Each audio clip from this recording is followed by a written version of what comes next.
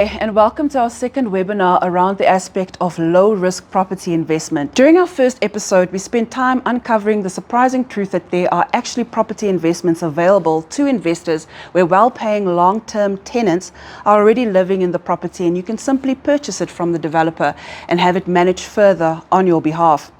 So in this episode, we will be taking it a bit further with our property investment specialist and discussing the importance of viewing your property portfolio as a business and not just an investment. So any questions, please post them in the Q&A section. Our team behind the scenes will be able to answer all questions during the webinar, and there will be a link at the end of the webinar to engage on a personal level with our investment specialists on opportunities available where you can start investing in low-risk property with long-term reliable tenants. Charles, Sam, welcome back. Yes. Thanks, Janine. Looking good, guys. Yeah, good to see you again as well. Yeah. Thank you. Okay, so Sam, look, during the last webinar, you guys really opened my eyes to a whole new world of property investment, which it makes so much sense when the way you guys unpacked it. So maybe just give me a little bit of insight as to how the feedback was following that session. It was actually, we were quite thrilled with how many people joined. It was a good turnout, and we want to thank you guys for coming and joining again and maybe giving references to your other people that have joined. And since then, we've actually seen quite a good take-up. We don't like to host these things just for the sake of it. It's not only about education, it's about implementation. We want to see people's portfolios grow. That's what we do.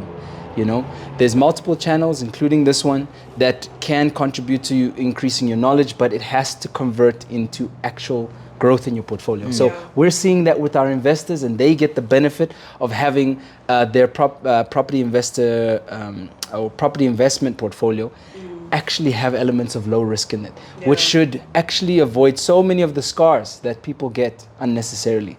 And now we've developed new relationships with some people. We've sat in consultations and people have started their journeys. We're amazing. Excited. We're very excited, Okay, well, that is actually very impressive. I know the feedback was very positive, so knowing that there's people have already started this process is actually quite insightful.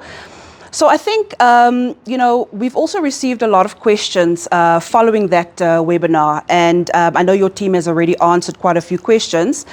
But I think for the people in attendance today for the first time, as well as the return viewers, if maybe we could just have a look at a few questions that was posed after the webinar, just to give people an insight and just unpack before we take on the new matter that we're here to discuss. Okay.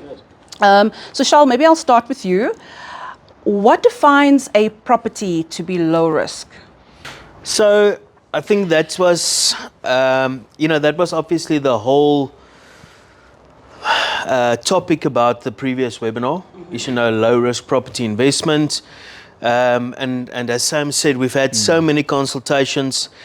The concept about property investment and low risk is normally not something that goes hand in hand. And that is what attracted so many people. That's why we had so many attendees. That's why we had so many consultations afterwards.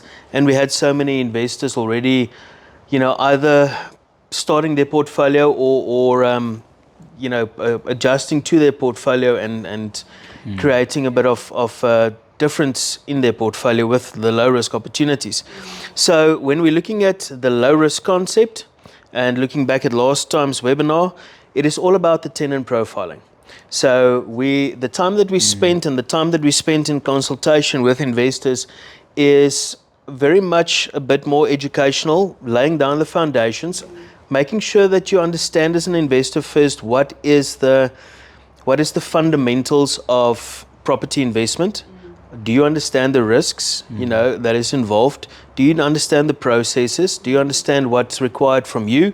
Do you understand what would be required from the banks, the financial institutions, after sales, managing the tenants, all those sort of things? So that is quite helpful for all our investors with whom we have consultations. And then we delve into the element of what makes your property investment low risk. So, and then it boils down to, it's all about the tenant profiling, and not to repeat the whole webinar of the last time, but to say that, if you are buying something in the normal main market, in other words, any type of property, and investors tend to mostly buy, 9 out of 10 investors buy an apartment type unit for investment because that is what is the most affordable. That is where your highest market in tenancy goes towards because of the affordability bracket, etc., etc. And it's normally a stepping stone for a lot of tenants. You know, they start off with an apartment, maybe something very small, and then they go to something bigger. And as life happens and changes, and they meet people and they get married and they have kids and they grow their family and they get promotions and stuff, you know, everybody's need changes, and then it goes to something bigger, and normally where it starts off with people buy their first property for themselves, etc., etc. So, but because you're focusing on the main market, it will always remain a medium to high risk sort of tenant because of the life-changing elements, which means that your tenants will frequently come and go. You will have tenants potentially every 12 months as things happen. Those are the realities. And as soon as you understand what the realities are, you understand the risks. And because of those frequent tenant changes, it means that you could have a loss of income, like Sam explained in the previous webinar. It could mean like an equivalent of 10 months worth of income instead of 12 months because you are talking about every time your tenant gives notice, you might be without a tenant for a month looking for a new one, and you've got placement fees that you now need to pay towards agents and marketing and all that sort of stuff. So how do you eliminate that? And that is where the low risk comes in. Just make sure you've got a long-term tenant. So place a long-term tenant in your unit. Most of your problems are solved in terms of potential loss of income, maintenance, frequently having to find a tenant, all those sort of things. And then people say, okay, yeah, but that's easier said than done.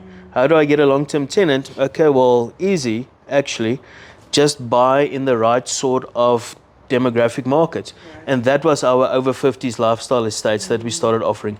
So people just weren't aware, investors weren't aware that there's actually that opportunity as an option out there. But that is what the whole low risk element was all about. Okay, no, that's very insightful. Sam, if you could maybe just assist me with a question from Lorato and Simon, Archie and Bryanston, who wants to know, why haven't investors been aware of these low risk opportunities in the past? So I think a large part of what we do is actually do a lot of exposure. You know, like Charlotte mentioned, it's laying a foundation where you can start building your understanding behind property investment as an asset class and so on. But one of the main things that I've come across a lot of investors is just general exposure. You know, so many times people have picked up property investment as a conversational piece. You know, you're at a braai, hey, I'm looking at a property and this and that. It's not something that you've actively gone to search for a specialist for to look at. You know, it's very different. You know, people have gone to talk to financial advisors about their retirement policies and this and that. But when it comes to property investing, it's always this casual chat. And there's only so much you can get in a casual conversation. So what we do a lot of the time in our consultations is to broaden that thing and say, listen, we are the specialists in this field. We're going to expose you to things you've never heard. And I think this is one of those it shouldn't be niche actually when you think about it. But in this case, it is a niche conversation to have. And I think that's why perhaps there's a little bit less know-how and where to find these things. Not to mention, I think just general developers out there, the way they have positioned retirement estates, there haven't been many that have taken our position on it, you know, where you can actually outright own the asset as if it was a main market asset and then still have that high caliber tenant in there. That combination is, I think, also quite a sweet spot to central developments. But it's an exposure thing. No, definitely from what I've taken from the last webinar and just info that you guys are unpacking now, you can't make an emotional decision with investment, investing in properties at all. There's so many fundamentals that you've got to take into, which I'm hoping you can unpack for us a little bit later, Charles. Last question, that's to you, Charles. Mark from Cape Town asks, why is there a strong tenant market for the over 50s lifestyle estates, and why do they not just buy? Are these tenants not a financial risk? Good question. Thanks, Mark. Thanks, Mark. It's a question that we get actually much more often than what you might think. All right, okay. I would probably say 1 out of 3 potential investors that we talk to and discuss this element with would essentially ask us something around that question. And if you really think about it, what makes it so different? The one thing that is a definite in life, that you can't avoid is death and taxes. Of course. Yeah. That's going to happen. And the other thing essentially is getting older. So getting older is inevitable. But because catering for older people towards retirement in proper upmarket retirement estates, because it is so difficult and costly to develop and to manage and all those things, like Sam said, there aren't many developers that actually are doing this sort of model. But when everybody is getting older, you, I, me, everybody, we started our life small, we grew, we had family, we got bigger houses, and essentially when life goes full circle, you are going to downscale again. You've got this big property now, maybe you've been living there for 20, 30 years, grew the kids up there, whatever the case might be. And now you're sitting with this property with the lapa and the swimming pool and 5 bedrooms and 1,000 square meter stand and all those sort of things. And it's just you and your wife or whatever the case might be, your partner. And the property is obviously too big. It costs you a lot of money on a monthly basis to maintain and upkeep and rates and taxes and all those sort of things. And it's unnecessary. And the bottom line is the older you get, you are now going to want to be forming part of a more like-minded community. You ideally would like to live in a place where your neighbors are equivalent to your age, that are more like-minded to you, people that you would resonate with, people that you actually can go and have a cup of coffee with. It's not youngsters with children who's running their own rat race life and all those sort of things. And you might be living in a security estate, very nice, upmarket, safe and all those sort of things. But the property itself, the estate itself, the amenities itself is not catering for you anymore at the age of 60, 65, 70, whatever that age might be in terms of your retirement. So you are going to be looking and aspiring for something different. Now, everybody cannot afford to necessarily buy when they are downscaling. But I think less on the affordability element, it's more about everybody does not want to buy again their new property at the age of 65 or 70 or whatever the case might be when they are looking at downscaling. So now they are saying, listen, and look, we are dealing in this sort of estate in this market, we are dealing with a much higher LSM client overall, because you are catering for a very upmarket type of product and estate living type of scenario. It's a foreign concept actually, because 17 odd years ago when we started really getting into the market with proper over 50s lifestyle estates, good security, amenities, private care, etc. And I'm talking about 17 years ago. This was not there. It wasn't really heard of. You had old age homes, you had other retirement estates, but which was on a life right type of concept, so it's a different ownership, those sort of things. People didn't really know about there is 50 plus lifestyle estates out there that has got all of these amenities, etc. So when we're talking about 17 years ago, the person who's potentially retiring this year at the age of, let's call it 65, right, that person was at the age of around, what do we call it, 50, 53 odd something, 50, in their 50s, let's call it their 50s, when they started becoming exposed to this for the very first time. So now that we're in over 50s lifestyle estate, you're 65, 17 years ago, you were 47, 50, 53, there around about that sort of age. You weren't thinking about, investing into something like this so that in 10 or 15 years from now, I can move into that. Yeah. So now that we are faced with an ever-growing market, a market that is every year looking at retirement estates in a brand new way, because they are actually now there, they are being advertised to you, they're being offered to you. Now you are having a lot more clients that says that, listen, I like this concept, I've made provision for my retirement. My pension is sorted. I can budget a lot better. I've got investments that gives me continuality. I'm a retired business owner. I've got shares. I've got this. That's what I'm saying. We're talking about a much higher LSM group type of thing here. But even if not, you still have the children that now obviously also sees the value in this sort of retirement estates for mom and dad, and are willing to say that, listen, we can't assist with buying, but we're more than happy to assist with a rental. You know, your pension makes provision for 7,000 Rand a month that is budgeted for accommodation. We will add for you to be able to move into this. You know, so then you're adding to the rental market. You are further adding to the rental market where people says, okay, right, I don't want to buy, I can't buy, whatever the case might be, but I prefer to rent because I want to lock up and go. I want to travel.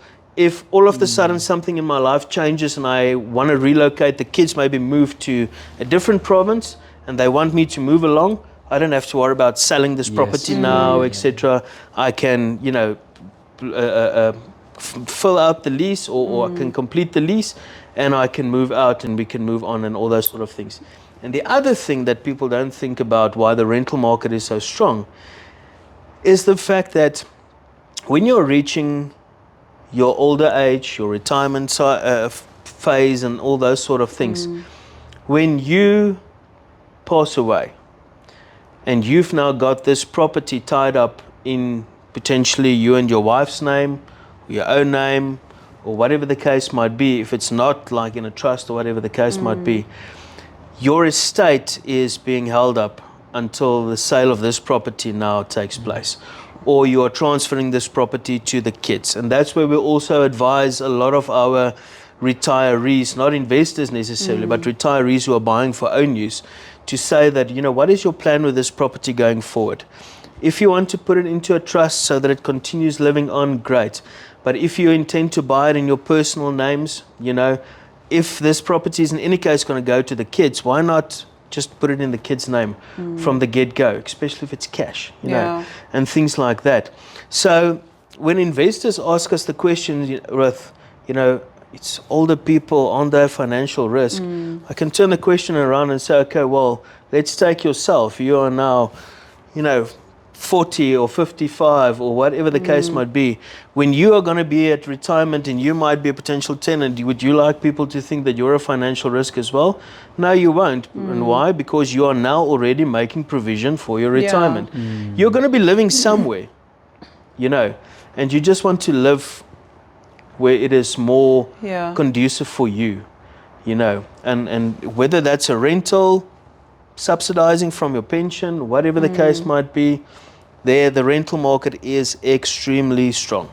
You know, extremely strong. I just want to add on to that, Charles. That's the second last point you made was very close to home, because that's an exercise in real time that my family is going through. You know, they have a family home that was very well situated and is still well situated. Been with us for a very long time. As we mentioned last time, my folks don't move, so we've had that house in their names for about 20 odd years plus. And the house is very strategically placed, and what we're looking at is to actually say, wait, instead of selling that asset to buy a retirement estate, it makes more sense for that house to be rented out and subsidize the needs at their advanced age in a retirement estate. And where there is any sort of shortfall in living expenses, all those types of things, myself, my brother, we're both professionals, we are happy to subsidize that. You know, so that setup for us as a family works for way better. And now we've just added a new person into the rental market. It just works out. And on top of that, like Shaul mentioned, renters have different needs to those that are buying, you know. Maybe they need to be light on their feet. Maybe they don't mind the escalations because there's a vehicle that they've also invested in that's also escalating with the cost of that rental. And this is the case with us, you know. We do believe in investing and so on, but there was just more value in the investment to hold an asset that was appreciating well in a very strategic neighborhood, and then place my folks into a retirement estate. So the rental market is strong. And if it's not within their own finances, it's definitely through the support of the kids. So I just wanted to reiterate to Mark's question, Yeah. it is a real thing. It's not something that we're talking hypothetically for. That's something we're even experiencing ourselves. Yeah, so I think when you are putting this into a very logical train of thought, and you look at how many of these retirement estate opportunities are there in total in Gauteng, Yeah. how many people are retiring every year in Gauteng, Yeah. how many new opportunities like this are being built in Gauteng, which is basically zero. Not enough, yeah. Then if you look at that factor alone, you know, if there is 10,000 people planning on retiring next year in Gauteng, and gonna be, if there's 10% of those 10,000 people that is going to be looking at this sort of estate living as an opportunity, okay, we're talking about 1,000 people. Yeah. There's not 1,000 new opportunities in the market coming up No, anywhere. nope. Even between all of our retirement estates in Gauteng, there's not even close to 1,000 resales opportunities or tenant opportunities or anything available like that. Yeah, yeah. You know, so you are still catering for such a huge market Yeah. with very limited supply. And this is Yeah. what makes the investment so much more valuable. Exactly. Yeah. Because you will always have in future, the longer you have this sort of property in actual fact, the more value it just appreciates in. Absolutely, You know, from absolutely. a supply and demand factor, capital appreciation. You know, it's celebration alone. When we started that project in 2018, it was our flagship development, which Yeah. we completed in 2023, and it would have been completed a long time ago and sold out a long time ago and everything if it wasn't for COVID. And we stopped the project for 18 months, relaunched it, etc., etc. But if you look at that alone, Celebration has grown in value in terms of bank valuation from 2018 to 2023 with 30% Sure. in value.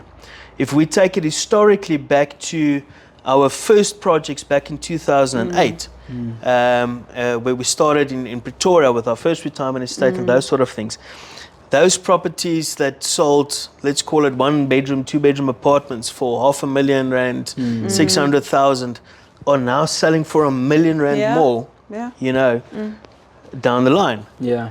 You can't, I've never owned property for 10 years. Yeah. Has escalated in that sort of appreciation Yeah. ever. Yeah, yeah. Supply and demand, basic economics, that's what makes the wheel go Yeah. round. Sure, that makes so much sense.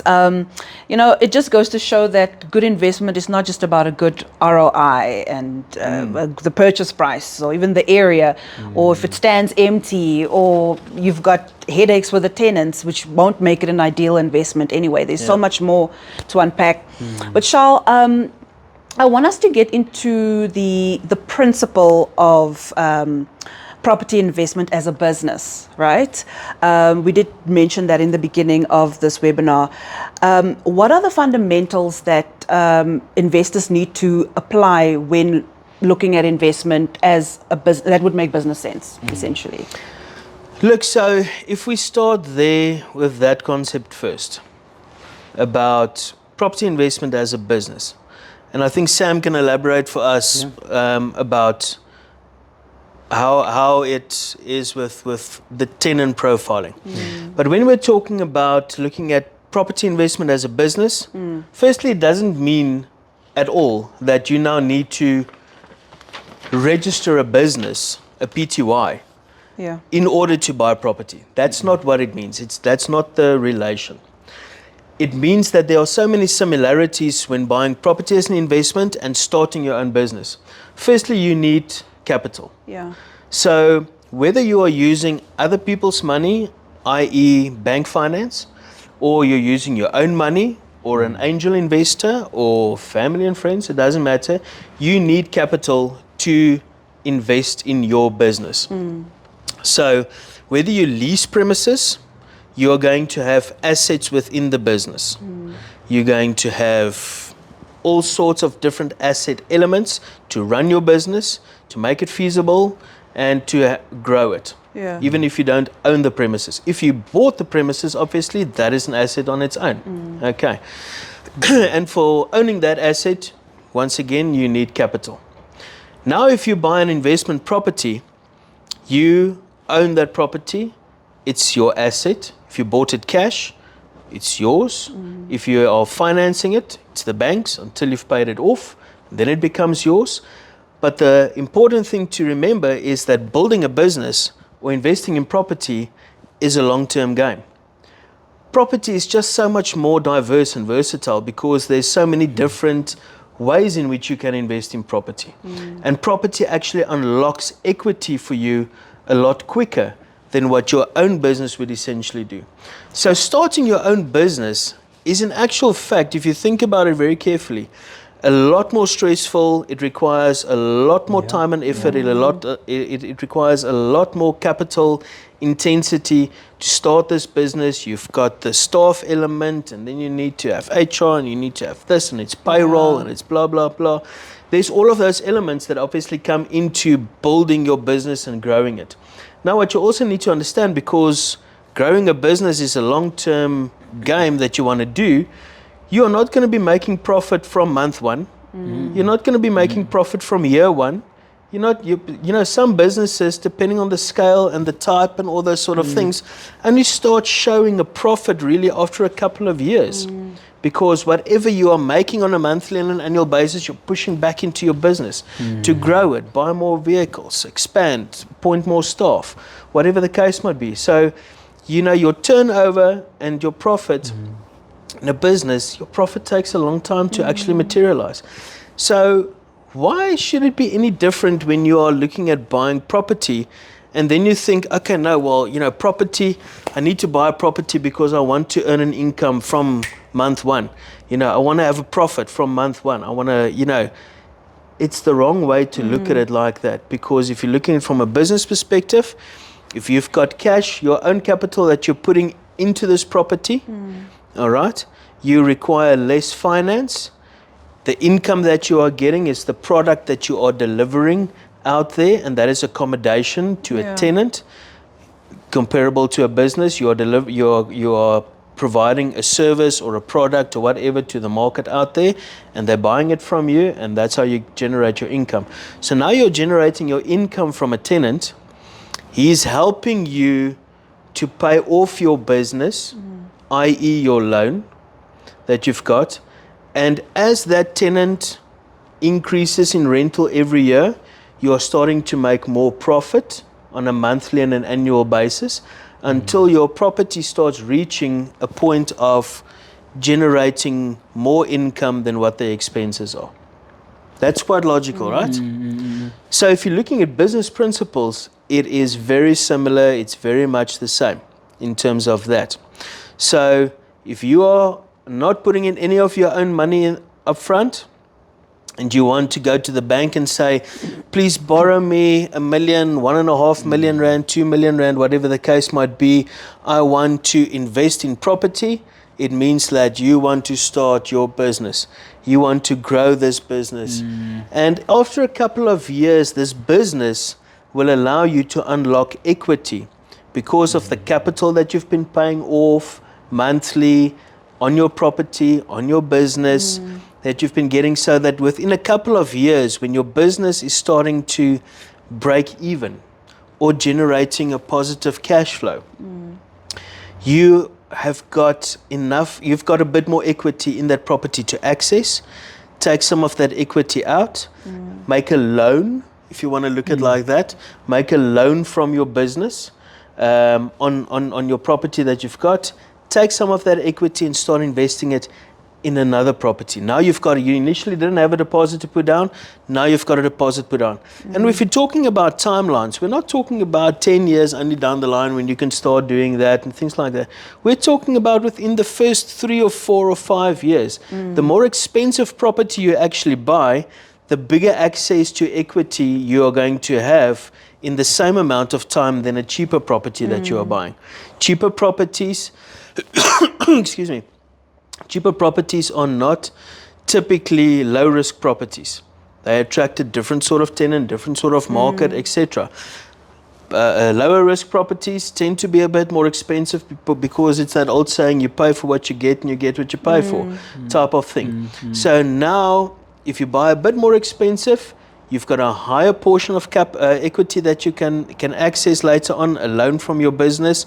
Reinvest that into another property that you're buying 3 or 4 years down the line. You are also in a better position with the bank in order to get better finance. Your shortfall that you've started with doesn't feel that, you don't feel that much of it anymore 3 or 4 years down the line. Now you are growing your business. You are buying another property, or if you're in a business sense, you've now taken some of that capital and you're buying another vehicle. If you're in logistics, now you've got 2 vehicles that can do deliveries, you know, whatever the case might be. So in that essence, it works on exactly the same principle if you want to grow your business. You've got income and expenses, like a normal business. There's income, there are expenses, levies, rates and taxes, future maintenance, whatever the case might be, depending on the how new the property might be that you're buying, etc., how quickly you would need to be spending money. And in your normal business, you've got salaries, you've got water and electricity, you've got expenses. So income and expenses on both sides. You've got tax obligations. So the benefit with property that you are buying with the bank's money, you haven't put anything into it, so you can't get something for free, you can't invest for free. So the bank is putting all of their faith into you because of the good standing and credibility you've got with the banks. So the banks give you 1.5 million, you're not putting anything into it, and then you can't go and say, great, I've made a 1.5 million rand property investment and I'm just going to see the money rolling in. No, you need to pay it back. It's a loan. So if you are not putting any of your money in beforehand, you need to subsidize that on a monthly basis for the first couple of years until your income has caught up with your expenses in terms of the annual appreciations. That's when you're going to start seeing that profit.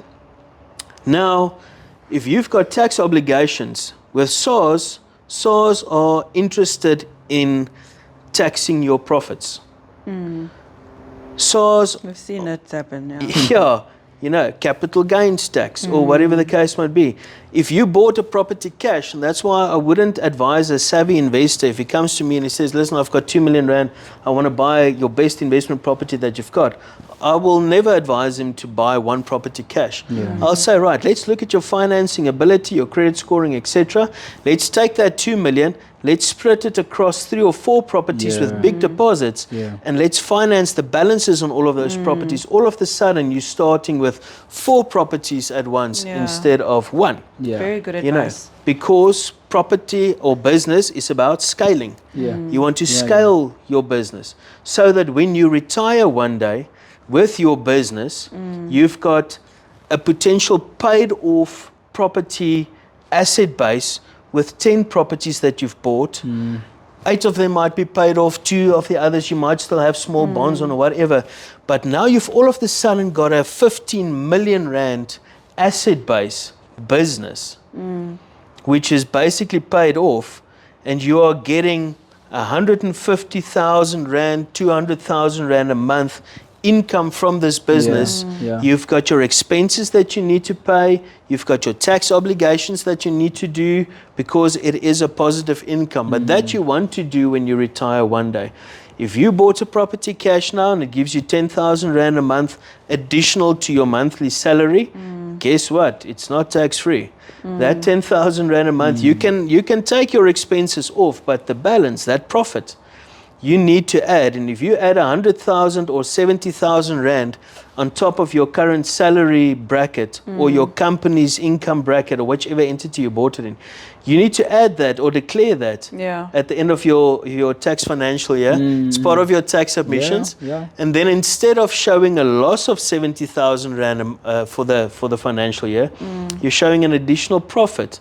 Guess what? You're going to be taxed on that 70,000. If you made a loss of 70,000 because your expenses are still exceeding your income, you are actually getting a tax benefit on that entity. If it's in your personal name that you bought, that loss on your investment and all of the expenses that you are declaring and all those sort of things shows a loss on it, and you can actually have a tax benefit and advantage.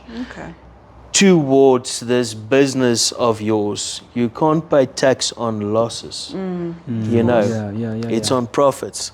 So scaling it, growing it, that's the key, and doing it in a smart way. I think, just to also add on to what you're saying, I've called it, consulted with many people who are considering starting a business or have started a business, and they've given you their stories on how they started. And I can tell you, there are various businesses out there that would require financing. And I can tell you the hoops that you have to jump through. It's one thing to say, oh, I'm a business person. The hoops that you have to jump through to just get access to financing. Not to mention you have to prove your expertise in that field. You have to show that you have a team, you have a market. You have to do all this market research. You have to also know the product, the suppliers. You have to be so responsible for so many things. Yeah. Whereas, and not to mention, most of those loans, let's say you do jump through those hoops, those loan interest rates and the payment terms they'll cause you sleepless nights. And most business owners will tell you they work 15-hour days to just get this thing going while working their main job. They're answering calls here on the side and so on. It's a mammoth task to start a business like that. And not to mention, I want to focus on the loaning side. Yeah. In property, it's one of the easiest places, acumen-wise, to be able to get a loan from, to start an investment portfolio. That's a powerful thing. And not to mention, it's got the most favorable rates out of all the rates. I challenge you, go to check any rates out there. In terms of borrowing, property is by far the lowest. And all you need is just proof of income. Whereas, starting another business, you need, even if it's a simple thing getting a business loan for 1.5 million. Geez, just to even register a business is also, it's got its expenses to register the company, to submit this, to submit that. You haven't even bought stock for your business or the licensing fees or whatever the equipment that you use, nothing. Do you get? And now what's powerful about starting an investment when it comes to a property as your business, a lot of the time there's easier things to even help you. That lease agreement that you submit with your application, it just boosts everything. It's there, And now banks are even showing more favor. They'll even show, if you, let's say, buy something off plan, hypothetically, and it has rental potential, and you take that it's a rental or investment, they'll consider that as additional income to make it more favorable for you to get the financing. Show me where that is in business. Sure, what an eye-opener. Yeah. But nonetheless, It's just because people are not thinking like that. So there's, and I think that's the purpose of these sort of webinars. It's informative, it's awareness. We're helping you, opening your eyes, so that if you say, listen, I want to be an entrepreneur, I want to be a business owner, I've got these sort of aspirations, etc., etc. Easiest way to start with that is buying property. Easiest. Then trying to think, plan, put a business model together and a business plan to present for financing, all those sort of things. And then you don't get 100% financing, or they say if you put in 30%, we'll give you 70%, because it's a business. The banks just view it differently. It goes to different departments. It goes through different screening processes altogether. But what makes it so much more different? So if you started buying property and 5 years down the line, you manage to acquire, let's say, 3 properties in the space of 5 years, and then you want to actually start a business. You've spent time doing proper business planning, putting a business plan together, and an actual business, if that has always been your aspiration, you've actually got some equity on this side, because now you've got 3 properties worth 3 million rand, for argument's sake. That you've been paying off for a couple of years and all those sort of things. That is actually even more favorable now with your bank application when you want to apply for an actual business loan or whatever the case might be. If that doesn't succeed, you still have your properties. You still have your 3 properties. You're in the business of property. So, Sam, just want to quickly check, how does placing a tenant and appointing an employee in your business have the same similarities? Right, so that's a very good question. I think that's one that actually will get a lot of thought-provoking response from, because essentially, remember from our previous conversation in our previous webinar, we said that the jockey of your investment is actually the tenant.